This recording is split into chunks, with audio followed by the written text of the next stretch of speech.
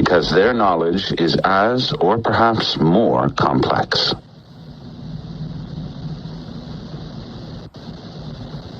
Introduction.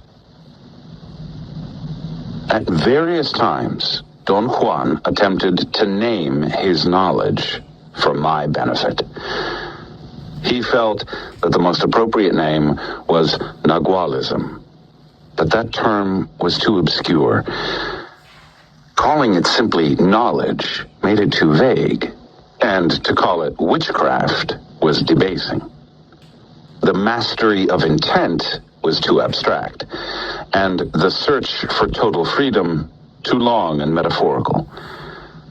Finally, because he was unable to find a more appropriate name, he called it sorcery, although he admitted it wasn't really accurate. Over the years, he had given me different definitions of sorcery, but he had always maintained that definitions change as knowledge increases. Toward the end of my apprenticeship, I felt I was in a position to appreciate a clearer definition, so I asked him once more.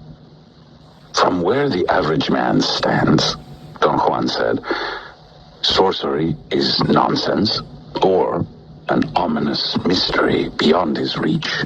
And he is right, not because this is an absolute fact, but because the average man lacks the energy to deal with sorcery.